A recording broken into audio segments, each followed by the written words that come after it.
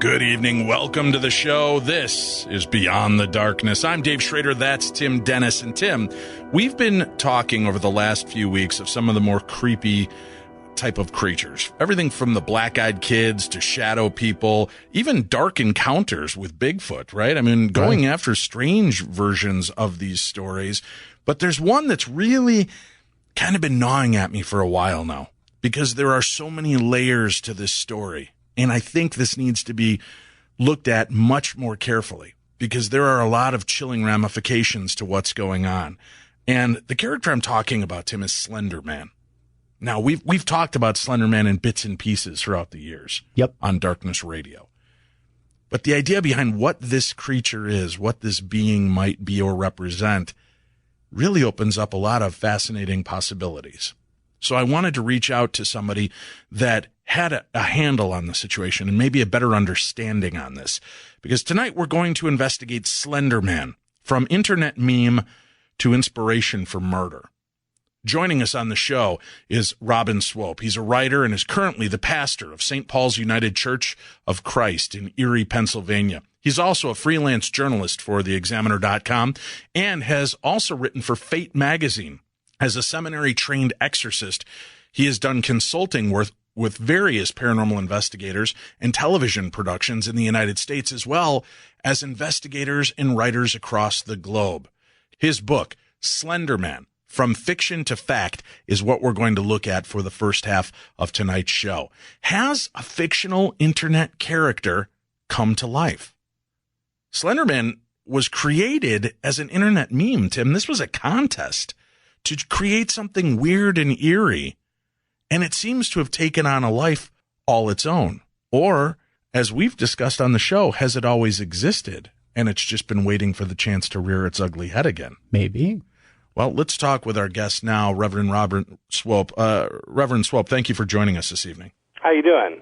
Good. This is one of the more bizarre stories to leap from the internet into the real world and back again. What drew your attention to exploring this strange story?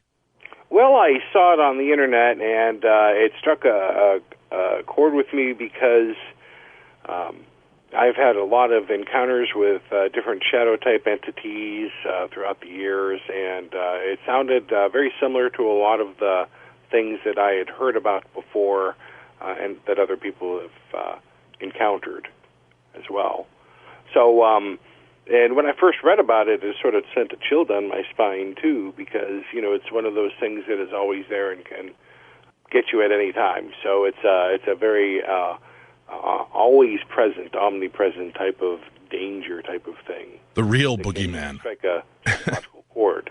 Talk to me a little bit about the history of this creation. As I mentioned, he was created back in June of 2009 as an internet contest. Can you give us a little bit of history on that and how he sprang to life? Yes. In Something Awful forums, there was a Create Paranormal Images contest thread to create images and to use them to trick people in paranormal forums to thinking that they were genuine paranormal experiences and incidents. So the users started photoshopping images by adding fake ghosts and all kinds of other things like that. And this man, whose his screen name is Victor Surge, on June 10th of 2009, posted a thread with two photos with an explanation that the entity was stalking children. And Mr. Surge included the photos that had details that they were taken on the day which 14 children disappeared. And the library where the photo was found was burnt down the week after the photo was taken. And it had a Photoshop Slender Man entity in the background. And since then, it's taken off. There's been all type of different alternate reality games, such as Marble Hornets. Giant Slender Man mythos is built up, where a lot of people are combining reality with this meme, this imaginary character.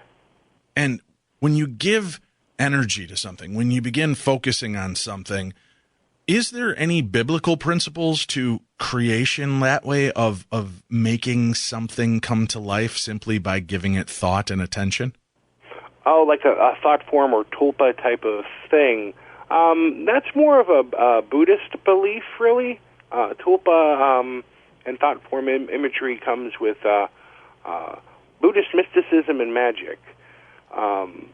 Whereas with biblical theology, that these entities are there, and we're not supposed to interact with them because they are deceiving.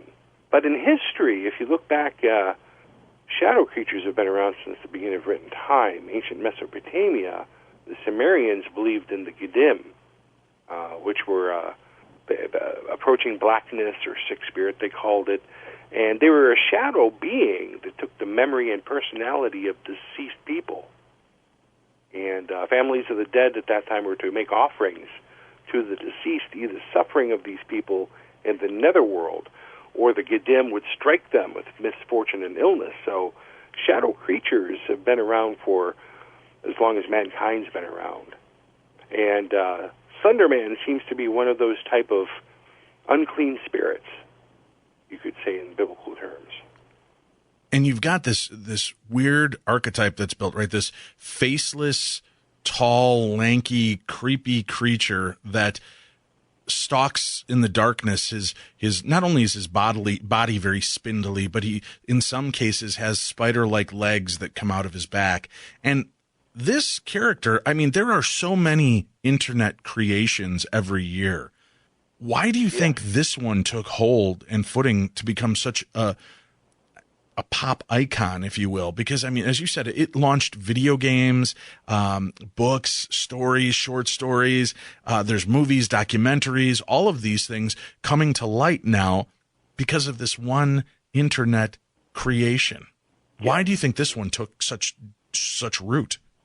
Well, it hits at all the boogeyman stereotypes that we have written, the archetype that's written in our core being. Every single civilization has a dark boogeyman. There's the tall black man of the southwestern Indians, the stovetop pipe hat person. And even in the biblical literature, if you go way back to ancient Hebrew culture, we have the shadow of death. You know, we always recite the 23rd Psalm. It's the Psalm of F. The shadow of death, it's more of a thing. It's like a ghost, ghostly netherworld shadows. So it strikes a core part of our being of the netherworld and the darkness that encompasses death. And really, Slender Man is a type of archetype of death because it will pursue you throughout your life from your youth until it actually gets you and kills you. What we found really weird and fascinating about this character is that it was new. They could pin a date to its creation on the internet. And all of a sudden you've got strange stories popping up, people claiming to actually see this creature, this being in the woods, following them home, in photographs it's shown up. And I understand there are a large grouping of them that are fakes, that are meant to continue the mythos of this beast. But then there are others who wholeheartedly believe that they have encountered this creature. And in researching this on our side, and what I loved about the book that you've written is that you do take a deeper look into this phenomenon, and that this being has seemed to have been around much longer than June 10th, 2009. It's been there and has been part of other belief systems, religions, theories. This boogeyman archetype has always been there in the background. How far back were you able to find versions of this specific character? Well, if you look, every culture does have a Slender Man archetype. There is, like I said, we go back all the way to the Giddim and the Salaveth. And there's an ancient Egyptian ghost creature. Oh, and I forget what the names are with those, though. But it's almost like, they're almost connected to like the Babadook type of creature in some way phonetically, because there always begins with Baba or Abba. And it goes back with those type of things to the medieval times, is when they fixated upon them and sort of put them sort of in the category of the night spirits, the succubus, the incubus type of things.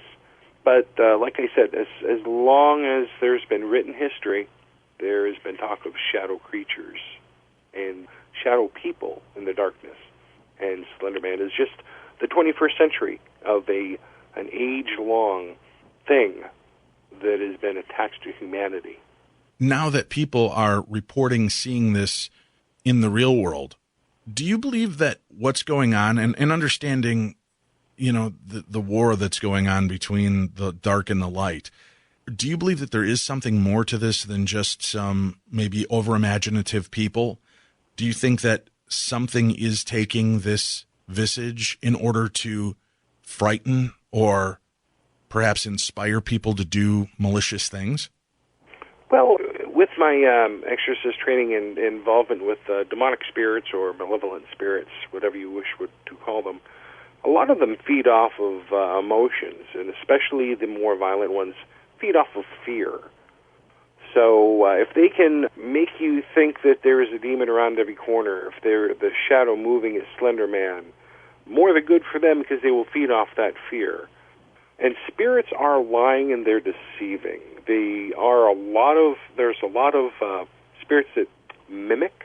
They mimic people. They mimic things like Slender Man for their own ends, mostly for feeding off of the energy. But also just fear and the power. So sometimes you can't tell with the spirits if it's really Slender Man or they're taking on the guise of Slender Man for their own purpose.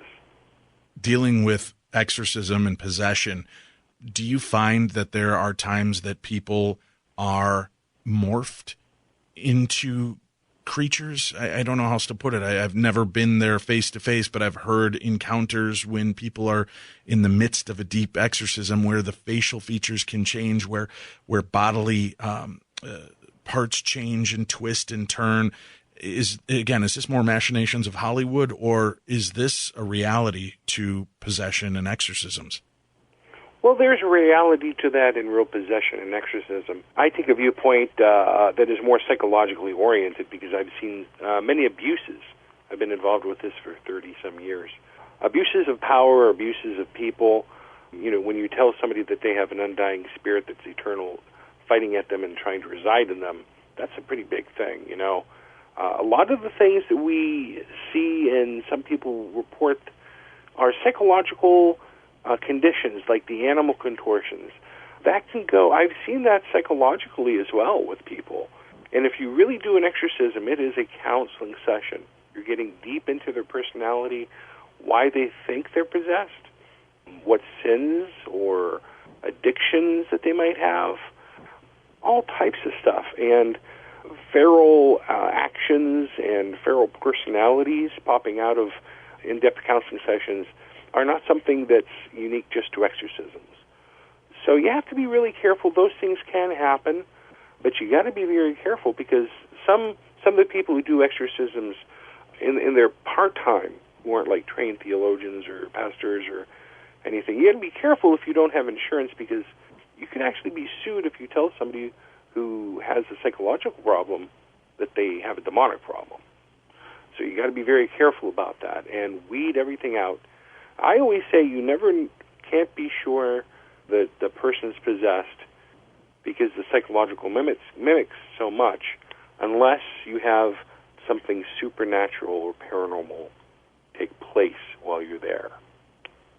Have you encountered people that are embroiled in the paranormal that believe that they have encountered this being themselves? Oh, yeah, yes. When I first wrote about Slender Man in July of 2011, so it was pretty close, and I got thousands and thousands of emails, many from people in the paranormal movement, some from pastors even, who have encountered this entity before its creation in 2009. And many people, even till this day, I still get emails and contact from people who think that they've encountered a Slender Man type of being. When they encounter this being, is there any kind of communication? Is there any kind of physical confrontation at all? You know, usually with the Slender Man entity and its type, it's silence. There's no talking. I've heard some growling, but that is very rare. More, it's an imposing threat. It's something looming over them, intimidation and fear, and it's always distant. Now, when you say you hear growls, have you physically encountered this being as well? I've never personally encountered a Slender Man, but I've encountered many shadow beings. And I've heard growls, I've heard different types of sounds, too, with shadow creatures. And some people have encountered physical pushing and different things from shadow creatures. I'm sure you have further stories about that. I personally have not. I have had some very odd encounters with shadow creatures, some even making beds for people. Now, those are the kind I need to have at my house, Reverend That's Swope. exactly what I said, yeah. Right.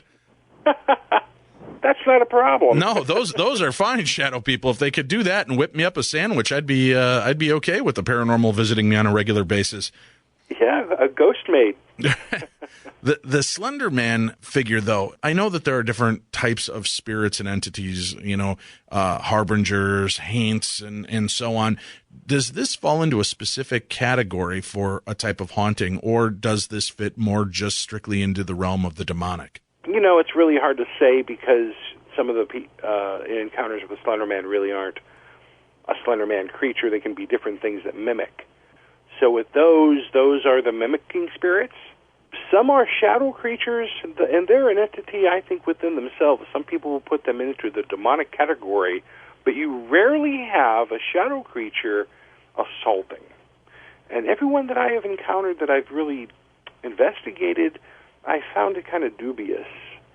A long time ago, like Brad Steiger and other researchers would say that they're really an alternate universe that is bleeding into our own. And sometimes I wonder that about shadow creatures. Right, and we've heard that theory as well. I know when we spoke with Heidi Hollis and Rosemary Ellen Guiley back on the 2nd of January about shadow people, they had some encounters that it got very physical with these beings. And in some cases, again, nobody's really sure.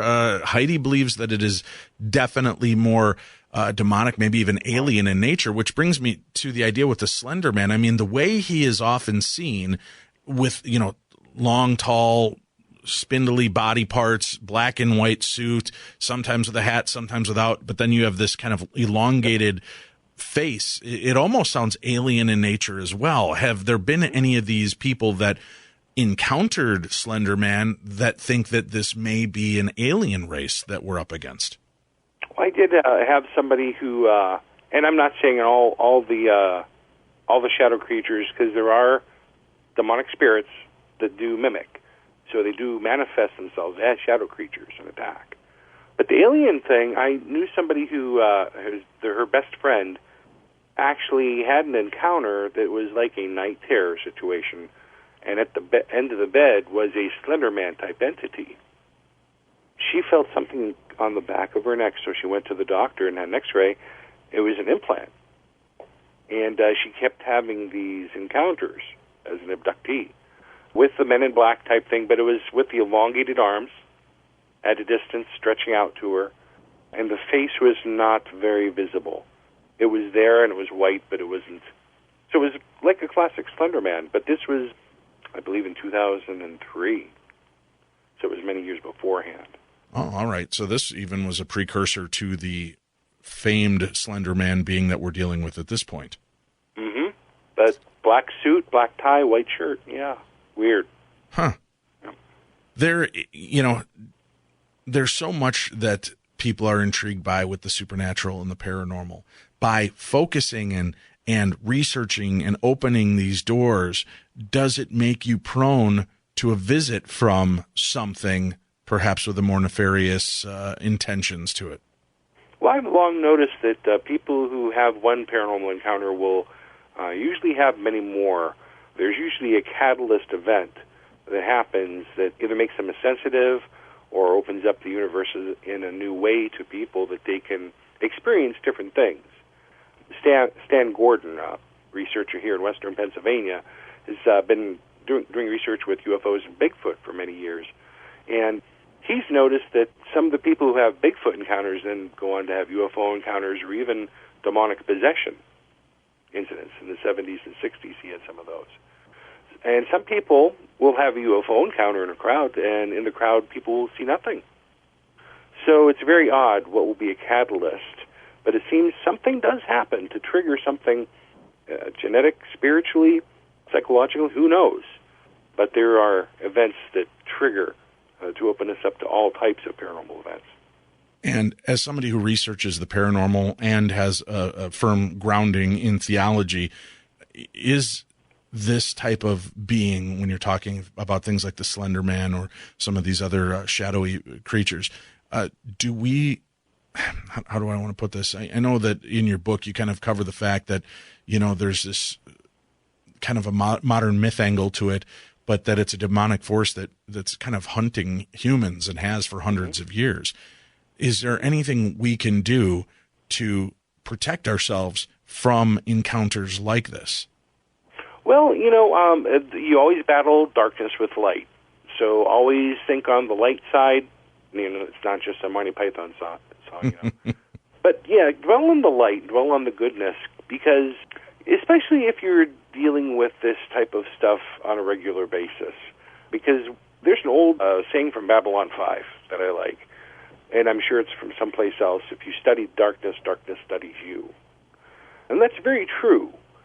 So filling yourself with light, prayers, blessings, that type of thing, and that protects you. Ask for angelic help, but always battle the darkness with light and the evil with good. But if people are seeking this, give them a warning. I mean, what can they expect if they are actively pursuing a being like Slender Man to try to make contact to see if it exists? Well, yeah, anything that whenever you try to encounter a demonic force, you will encounter it one way or the other. And we always have these Hollywood stereotypes in our brain. Oh my goodness, blood walls, voices, eyes turning black or white, and all that stuff. No, that's not what happens. What happens is usually addiction comes in, or some psychological problems, or stress, fighting, violence that never was there before. That type of thing is where Satan and the demonic realm dwell. Manipulation and destruction of human beings at a core level. Not frightening us in a Hollywood level, but really destroying us from the inside out. Well, thank you very much for joining us for this segment. We appreciate it. The book is called Slender Man, From Fiction to Fact. We'll have a link up to that on the Podcast One website so that you can find that for yourself. And right now, the edges of darkness seem to be calling us deeper into the inky blackness of real-life encounters here in the theater of the mind and face-to-face with the Slender Man. As I was walking home one night, I saw a stranger by a light. His arms were long, his head was small. I've never seen a man so tall. His arms reached out and grabbed me tight. I went along without a fight. I looked and saw he had no face, and then my heart began to race. He spoke to me without a sound and picked me up right off the ground. The Slender Man took me away to never see new light of day. The true tale of the terrifying touch of Slender Man. Something very strange happened to me last night. Something I still can't quite understand. It was about 9:55 when it happened. It was about time for me to be getting to bed, so I took my 10-year-old mutt Daisy out for her last bathroom break for the night. I've been having problems with nausea and severe headaches. This always seemed to happen when I was about to encounter the tall man, the faceless man. As I stood in the strip between the fence of the next-door neighbor's fence and my own, I watched Daisy trot off into the darkness. Then, the feeling of a dark weight began to set in. I knew I was being watched, but I couldn't tell from where. I had my back to the street for a few seconds as I tried to pinpoint my observer's position. Then I remembered where I saw him last time. He had stood beneath the street lamp across from my home, which was directly behind me. I turned around to see him there again, watching me. I froze, just as I had last time, and then began to bite the inside of my cheek to keep myself from screaming. My mother was still inside and awake, so I couldn't call out and draw her from safety. I felt my eyes go wide as panic shot through me like a lightning bolt. My muscles coiled and my heart began racing. I stood like this for maybe 5 or 10 seconds before I blinked. What happened next was a little too much for me to comprehend. In the split second it took to open my eyes, he had crossed the street, came into the tiny strip of yard I was standing in, and he stood just inches from me. There he was. He slowly began to hunch over until his featureless face was level with mine. The power of his eyeless gaze had me locked in place. I was so scared that I could feel a lump of vomit rising in my throat. I tried to move, but every muscle was locked in place. Then it happened. My eyes were drawn up to a bit of motion near the lower right of my vision. A pale, thin hand drew up. His icy fingers grazed downward across my face. The feeling was one I could only describe as terrifyingly cold. Mind you, it was April in Tampa, Florida. What I felt was definitely his icy, bony fingers stroking my face. I squeezed my eyes tight, not sure what to expect when I would eventually open them. When I finally gathered the nerve to open them, all I saw was the lamppost and the light from across the street. Daisy trotted up behind me and gave me a small yip, then jumped onto my legs as though hugging me. It was over. Just like that. I lie awake now. My mind races and it fills with questions. Why? Why would he want to touch me? He had a perfect opportunity to take me, to hurt me, but he didn't. Why not? Does this touch mean anything? I'm really scared and I have no clue what's going to happen to me, or worse, those around me. Up next, Micah Hanks joins us to talk about the legend of Slender Man on Beyond the Darkness. All right, let me break this.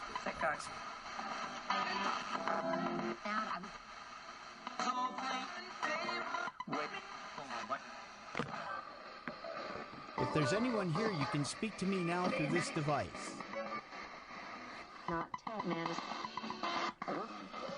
How many people are here with me right now?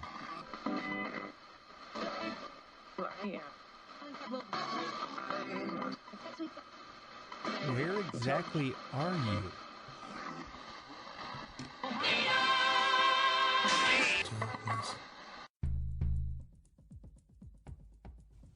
All right, we're back now. Joining us on the air for the remainder of the show, Micah Hanks. He is a writer, podcaster, and researcher whose interests cover a wide variety of subjects. His area of focus includes history, science, philosophy, current events, cultural studies, technology, unexplained phenomena, and ways the future of humankind may be influenced by science and innovation in the coming decades. He's also written the foreword for David Weatherly's new book, Strange Intruders, which just came out this past August. And in this book, they do cover the topic of Slender Man. We talked a little bit in the first segment with Reverend Robin Swope about this supernatural being, this internet meme that seems to have come to life, and how there are these roots in different belief systems and religions that actually Slender Man may not have been a recent invention. This creature may have always existed in one form or another, but now he seems to have leapt from the page, or the internet, if you will, to an inspiration for murder. Micah, welcome to the show, and thank you for joining us this evening. Oh, Dave, great to be here with you, man. Has there ever been a character like this that has captured the attention of so many people that goes from this internet contest to video game celebrity to now there's documentaries and films being made about him and true crimes. I mean, 3 that I can think of off the top of my head that have to do directly with the Slender Man. Is this new ground, or has this happened before? Well, there are similar things to this, and I'll just tell you this also. When you study the unexplained, I tend to take, as many know, what I call a kind of a purist or a sort of really, I think, a modern skeptic approach to this.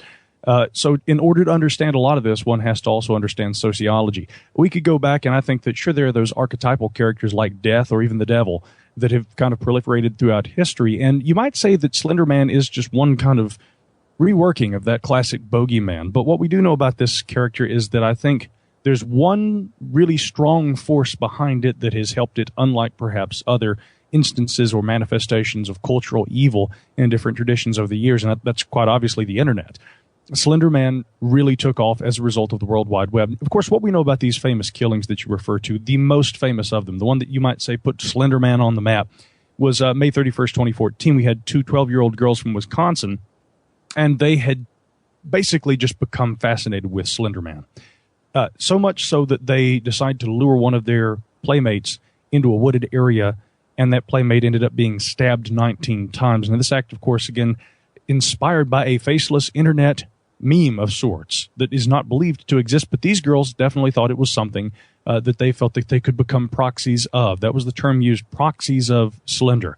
It first appeared on Something Awful websites and then the Creepypasta website and other social media, but really, I mean, what we're talking about here, like you say, is something that's a little different in the sense that there is action put behind belief in this thing. And so I've been interested in that. For instance, with this first case, we do know that an examination of some of the belongings of one of the young girls, and of course being 12 years old at the time, we won't mention their names here, but there were things that were found in her belongings at her home that included a sketch of Slender Man that was apparently laughing and telling the viewer to run in this drawing. The drawings were quite good. The girls were quite artistic. There was a similar sketch of a girl standing over a dead body holding a knife, which seemed to almost kind of be a foreshadowing of things to come. And there was a speech bubble coming from the would-be killer in the drawing that said, "I love killing people." That's really wholesome, huh? You've got the words, "I want to die," inscribed in other images. We've got pictures of girls hugging Slender Man that almost look kind of like a Japanese anime or manga, and a number of other kinds of things. There were mutilated dolls that were kept in the girl's room, and an alleged list of supplies needed for this apparent stabbing that was actualized. Now, fortunately, the young victim did survive, and that's the good side of things. But, of course, we had similar cases like you mentioned. We also had, after the May 2014 stabbing, on June 5th of that year, a 13-year-old girl from Ohio had swung a knife at her mother. Purportedly, she'd been wearing some sort of a white mask, and her mother believed that this also might have been inspired by Slender Man. And then just 4 days later, on June 9th of that year, we had another man who was accused of killing 2 cops and a civilian. He ended up committing suicide with his wife in Las Vegas the following Sunday, but his neighbors had told the authorities that he, quote, dressed up in a costume as Slender Man. That was something he did on the weekends, apparently. So this was, I think, an unprecedented case where we had a lot of different people, some of them young, some older, and should have known better, who were nonetheless influenced by this viral meme, this bogeyman of sorts. Now, what was it that was different about Slender Man? I guess that would be the character, but Dave, you'd asked if there were any similar cases, and I do have a short list. If we've got time, we can just go down a few of these here. Yeah, but I want to ask one thing that was kind of intriguing to me regarding a few of these stories. I know there was a fire set in another story where the boy was trying to kill the mother and sister, I believe, and set fire to the house. And believe that by doing this, much like those 2 girls in Wisconsin, that by doing this murder, it would somehow open up this mystical doorway or allow these children entrance to Slender Man's palace or realm. And has that been a part of the internet meme itself? Is that part of how you call upon Slender Man, is by making sacrifices to him?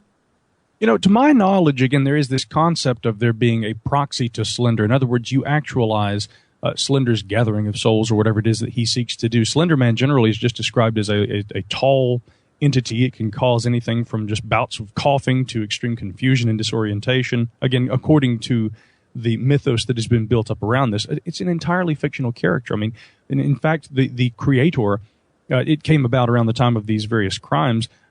he had been very concerned about the fact that something that he would cook up on a website like Creepypasta or Something Awful would become something that people would try to actualize like this. So I guess you might say this. There are varieties of the different interpretations of the mythos of Slender Man. A lot of that, I think, was built onto it after its creator actually initialized this with those drawings and the various memes that would appear online that were mostly photoshopped images of a very tall, slender man, of course. He had no face.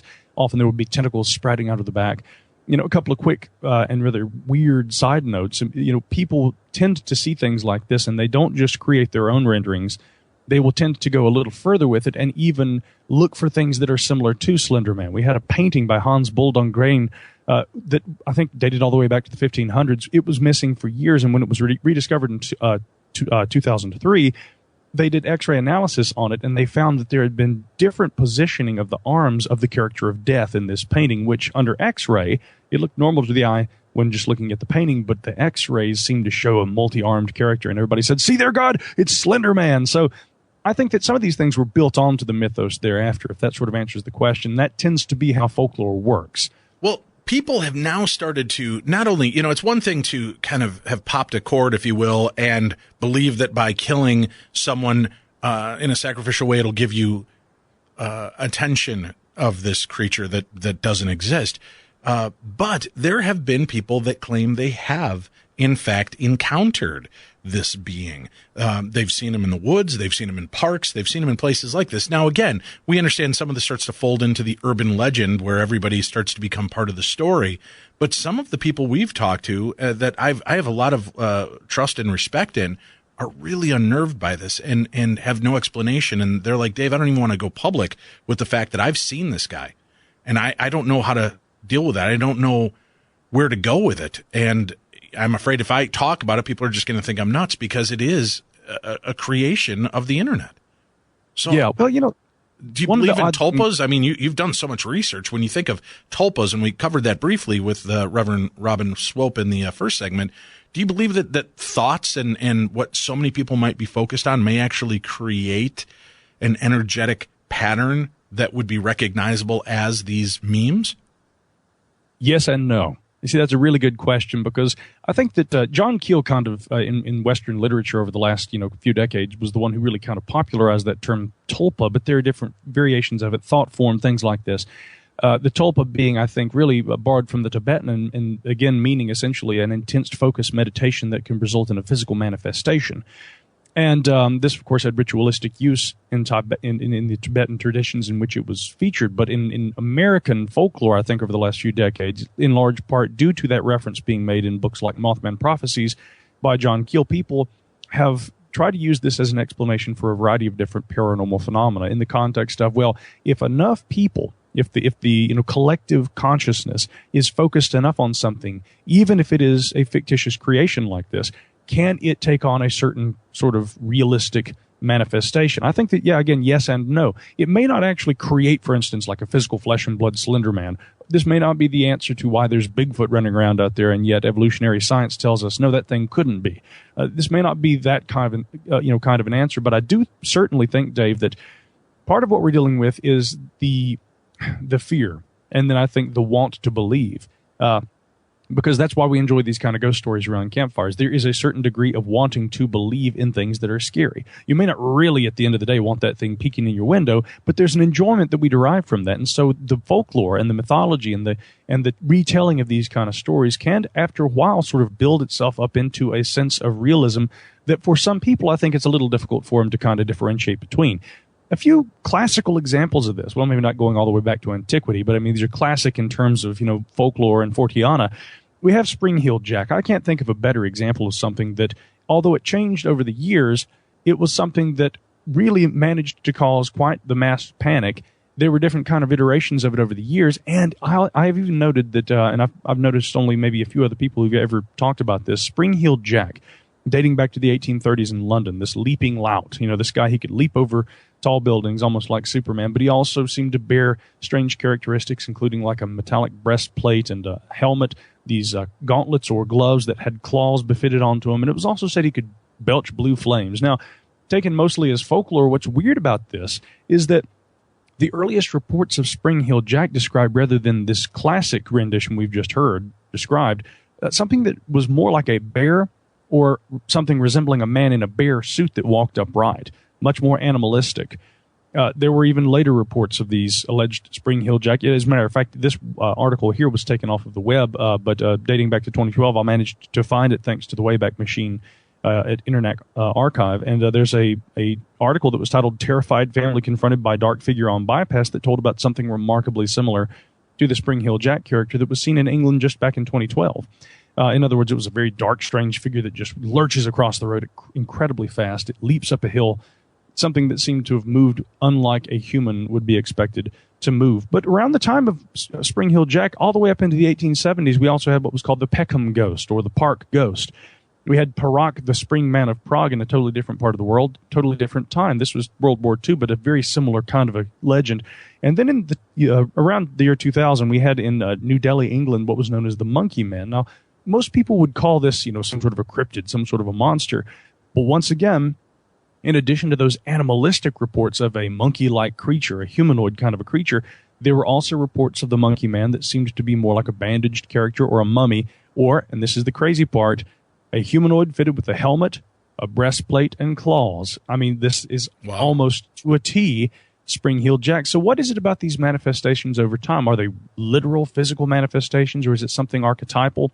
Dave, I think it's a little bit of both, in a sense that if you want something to be real enough, or if you were frightened enough by it, sure, that can become very real to you, but it may not be a literal manifestation through some sort of a magic as yet misunderstood or completely undiscovered by science. The idea that, we could literally be frightening ourselves to death. It's and I wonder, and we're going to talk a little bit about this next week when we talk about killer encounters, Bigfoot, kind of unchained, more violent versions of that story.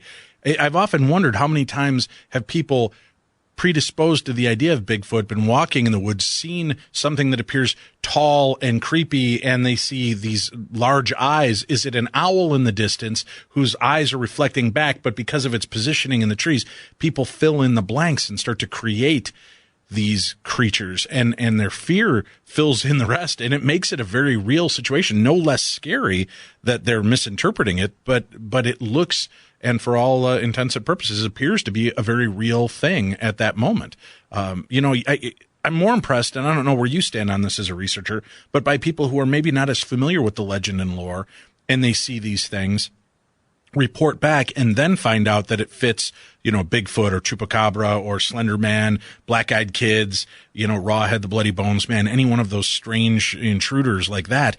That to me seems a little bit more believable and chilling when you bump into people that have no interest in what we look into and are interested in, and they're having these experiences because they have nothing to gain, and it's not like they're trying to impress their friends that like the paranormal by having that kind of encounter. Well, there are a variety of things I think that motivate people. And one problem I have with, what we call maybe, modern skeptic atheism or big S skepticism these days is it is so often presumed that the motivation, when anybody makes an extraordinary claim, it is assumed that they are trying to profit from this, or that they're, in this for personal gain in some form or another. There may not be any direct profit that comes from it, but even if they don't make money or try to make money, their 5 minutes of fame, according to that kind of a skeptical mind, it would be what they're after. And I think that in a way, this is almost a way to try and marginalize somebody and to try and strip them down without having to actually account for something unusual they may have experienced. Coming back to Slender Man and that idea of motivations. It's a different kind of a thing here, because what is it that motivates a person to do evil, to harm others? Again, there's no gain that's going to be derived from this, and any logical person knows that, hey, if I go out and stab somebody, especially if I'm successful in committing the act of murder, I'm going to be put away for the rest of my life. So it's incredible to me the number of ways that the mind can be led to believe that something is beneficial. And so, again, to make the distinction here, when it comes to claims of the paranormal, I don't think it's safe always to presuppose that people are just motivated by, again, the base desire of fame or fortune. But by the same token, there's also something extremely complex going on with some of these Slender Man type killings. And I'll just tell you again, The question is this a one-off? Is this a singular instance where a character of this sort is capable of influencing people to do these kinds of horrid acts? I really don't think so, and I'll give you a few reasons why.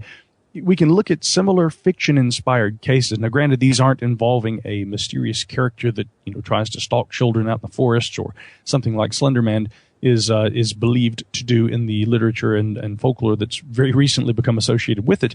But nonetheless, it is a fictitious character that has managed to influence a person to go out and commit a heinous crime. Similar instances that we could look at in recent memory might involve James Holmes.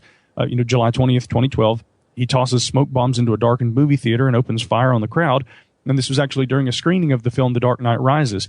He had dyed his hair, and he comes in there and he actually says, "I'm the Joker," when he's arrested later. We had Jake Evans, who in 2012 personified the horror film Halloween. He had apparently killed his mother and his sister, and later said that he had been fascinated by the screen killer Michael Myers from the Halloween films. March 2014, we had a 14-year-old man named Eldon Samuel III, and he was charged with 2 counts of first-degree murder after being accused of killing his father and younger brother. Once again, after the fact, he tells police that he had a deep admiration for Trevor Phillips, a character from the Grand Theft Auto series, and had tried to emulate that character. You've seen the television show Dexter. Well, in 2009, a teenager named Anthony Conley was sentenced to life in prison after strangling his brother with his bare hands and saying that he too identified with the fictitious character Dexter, the serial killer who kills serial killers. 2001, we had a 24-year-old named Thierry Gerardin, who had stabbed his teenage neighbor 30 times and said that he, of course, had wanted to do this dressed up as the screen killer. He had put on the mask, he'd put on the black robe, and carried out this act. So any number of similar cases like this do seem to exist, and I guess, naturally it takes a fairly unhinged person, first and foremost, to try and emulate something that they see in a horror film. But it's quite obvious that this is something that people do. And I'm sure you guys have probably heard so much about it, as have I, that we're tired of hearing about it by now. But 2016 had this very unusual spate of sightings of these creepy clowns. Dave, I know you guys followed this. Oh, yeah. Yeah, we certainly did. And they were popping up all over. But that was actually not something necessarily new. I think a lot of people are automatically dismissing it as just a couple of pranksters. But these killer clown sightings have been happening for, I think, going back almost 100 years. There's been sightings of these kind of ghostly clowns. Been a lot of those kind of things. I think that they kind of appeared in popular consciousness maybe by the late 70s or early 80s, but many people will go back and say that there were, frightful renditions of clowns that, go back much further. I think what was unprecedented about 2016 and the clown panic that we just experienced, though, really had to do with the fact that we had not only sightings that they began just one state away from me, literally about an hour away in Greenville, South Carolina. Then they came to my home state, and I'm thinking, oh, great, now we've got the clowns here. But within a few months, we had them in Canada, parts of Latin America, England. I mean, there were reports all over the world.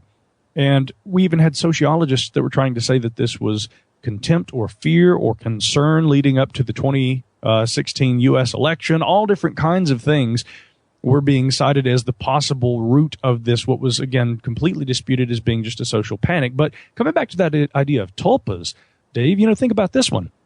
Of course, yes, we know that people putting on a clown mask, of course, is the likely explanation for why people were seeing these creepy clowns. And yes, the merry prankster, the trickster idea. But see, that is a unique, situation where I think people can very easily, right in the the months leading up to Halloween, they go to the store, they can buy a clown suit, and they can very easily actualize and play into this growing, snowballing, in fact, mythos. And they did. They went out there and they, in a sense, they actualized it. If you want to say that that is in some way sort of like a tulpa, people going out there and due to the collective fear, they're getting in on the joke, in on the gag, so to speak, and going out, donning the clown masks themselves, following people around and doing things that are not only dangerous to other individuals, but dangerous to themselves because, I was getting concerned at the number of people I was seeing on Facebook saying, no creepy clowns allowed on this block. If you show up, right, we'll have our shotguns. Yeah, we joked about that on Darkness Radio, too. I said it's been waiting, watching the little clutch of woods by my house with my high-powered pellet rifle ready to take out a seltzer bottle if I have to. It was getting unnerving because you were seeing these people were reporting them close to schools. So it was this kind of weird undercurrent wave of fear that started to come over. I thought at first, truthfully, that it had something to do with a viral promotion for Rob Zombie's new 31 movie, which I believe had some creepy killer clowns in it.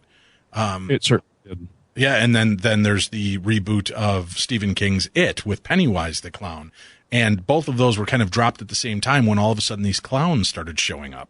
So I wondered how much of that was viral, and then suddenly they all backed off and they're like, hey, we're not going to take responsibility. Yeah, this started off as a promotional trick, but now it's gone beyond what we expected of it. And, they stepped away, leaving it just an unsolved mystery of why people were doing this.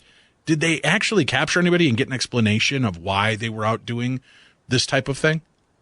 I don't remember hearing about the actual clowns themselves being arrested. I remember that there were at least 2 or 3 individuals who were arrested and later said that they had made up the reports of the clowns. But that seemed a little fishy to me because I almost felt like it was more, almost like in a funny way, a mild psyop in the sense that we're going to expose that people who said they were seeing these things actually were just making it up so that everybody will just calm down. Nobody's actually seen any clowns. It was an effective way to steer that kind of a narrative. Again, I don't doubt, based on the number of videos that were showing up online, that people were actually donning clown costumes and going out there and acting like clowns, and that, yes, this, in large part contributed to this bizarre clown panic of 2016. Slender Man, for instance, though, a little difficult to don a costume and to convincingly portray this sort of a character. But maybe I'll leave you with this, okay? There is a tradition among some of the Midwestern native tribes in America, and there was a government agent who I had corresponded with via email a number of years ago, and he had said that they'd gone to a tribal town hall meeting, and he had said that many of the people there on the reservation were very angry and upset because they said that there were a number of teenage suicides that were occurring on the reservation. And they believed that there was a character called Walking Sam that could explain this, and that they wanted the government to help them deal with Walking Sam. Now, they said, no, what is Walking Sam? And they said, well, Walking Sam is a very tall, thin character. He often wears a stovepipe hat, and he peers in our windows at night. And we know that he's linked somehow to the teenage deaths that are occurring on the reservation. And so I wrote a blog about this, and this is when I get the email from the very gentleman who I'd actually been citing the description from that town hall. And he said, do you know anything more about this Walking Sam character? Who is this tall, thin person that peers in windows and that they link these suicides to? And I said, honestly, I wish I could tell you. I was fascinated because I heard your story, and here he was emailing me hoping to try and find out more. So maybe, Dave, there are different renditions, cultural kind of things that seem to indicate a pervasive presence and a kind of a similarity between these archetypes as they manifest in different cultures. I still haven't figured out exactly what the Walking Sam thing is, but I'd love to hear from anybody out there if they have heard of that. The only other thing I think I could liken to that was this one instance. And I'll make this quick. I'd been out book hunting one night, and a very tall fella, really weird-looking guy, wearing all black. He had hair that was jet black, but it looked like it was a toupee or something. He walks up next to me, and he's standing there, and he's talking to me, and he starts, Dave, it might have been the weirdest single conversation I've ever had in a bookstore. And he starts telling me all about Osama bin Laden and how, he was one of ours. We actually trained that guy. And he keeps talking more and more about this really seemingly clandestine stuff. Now, it takes an awful lot to get me unnerved, but something about this guy, I don't know if it was appearance, it was really dark under his eyes and that fake-looking dark hair and the black garb. Everything was just really creepy. He was in his maybe, late 40s, early 50s. Really nice guy, but just the things he talked about, I don't know. So I said, okay, cool. Yeah, man, thanks. So I eased away and got out of there, and I actually left, but I wasn't ready to go home and end up the evening, without the books I was looking for. So I actually drove across town. I went to a completely different bookstore all the way across town, hoping that this tall gentleman wouldn't be bothering me. And so fortunately, I'm standing there and I'm going through the books and things. And this very attractive young lady appears a few feet away from me. And I notice her and I'm thinking, oh, okay, much better company than last time, right? I kid you not. Wasn't a minute later, I hear, hi, honey. And I look over, and here on the other side of town, now accompanied by this beautiful young woman, is this 7-foot-tall guy with the shaggy black mop of hair, the same one from the last store I'd been in. There he is. Apparently he was a book hunter, too. I don't know if it was Slender Man, but I got the heck out of there pretty quickly. Micah, we had one encounter that we reported on our show a number of years ago, long before I'd heard of the Slender Man sensation, and one that stuck with me. And It was local in Minnesota here. One of the listeners had talked to me about this. She went into Caribou Coffee in the morning, as she always did. She came out with her cup of coffee, and she's looking on her phone. She approaches her car. She stops at the end of her car, and there's a man in a dark suit standing there staring into her car window. And she's thinking, oh, my gosh, did I leave something in there? What's, and she goes, excuse me, can I help you? And he turns to face her, and his face is completely blank. It's just like a skin flap. And it turns and looks at her slowly. And she said she just stood there and slowly backed up and walked back into Caribou Coffee, unsure what to do. She just stood there in the lobby until one of the baristas came over and said, ma'am, are you okay? And she said, I don't know. I just saw something. I don't know. And she explains to them somebody's by her car. She didn't get into what the details of this was, but just that somebody she didn't know was standing staring into her car. So the baristas went out there. There's no one there. She's held up for about 10, 15 minutes. She gets into her car, takes off, heads to work. On her way into work, she gets caught behind this huge traffic jam. She eventually works her way up, finds out that there was this really horrible accident where there were a few deaths involved, and found out that the time that it occurred would have been around the time she would have been crossing that intersection had she not been held up. It would have happened around that exact same time. She kind of looked at it as though maybe it was a harbinger, some kind of doomsayer that was warning her off or warding her off from getting there. And that gave me the chills up and down my spine, the idea that this faceless creature was standing right next to her car. And it, in a sense, because of the distraction of this beast, it saved her life, she believes. That falls in like the Mothman categories, kind of the Slender Man categories, all of these weird allegories of creatures that we just have no idea what they're there for. Have you heard of these kind of faceless harbingers before? You do hear these kind of things, and I'm not sure exactly what it is archetypally about that. We might say that from time to time there are these sorts of manifestations, these kind of cultural representations of different, ghosts, demons, deities, divas, whatever, that they take different forms. They don't necessarily fall into the good or the evil camp. There's almost like this kind of a chaotically neutral kind of very natural kind of in the actual sense of nature. They fall into nature into an area that is more difficult for human ideals to completely conceive of. And it's been said, of course, throughout history, evil takes many faces. Perhaps the only thing more frightening than one of these demonic faces is the absence of a face. And so be it with Slender Man. Again, good, evil, purely imaginary, or one of the many mythic representations of something that is perhaps so far beyond human ideals and understanding that we don't even conceive of exactly what it is, whether it's our own creation or a manifestation of something deeper within ourselves, an archetype perhaps. I couldn't tell you. But Slender Man has definitely, I think, and we can all agree on this, has had more of a cultural impact so far as a modern representation of whatever these sorts of things are. It has had more of an impact than typical urban legends tend to do. Those are usually relegated to the fun realm of stories. I don't think we can safely say that Slender Man is still that. When people are actualizing their belief systems and mythologies based around this kind of a character, we are dealing with a whole different kettle of fish, and that, faceless, whatever it is, seems to be the Slender Man phenomenon.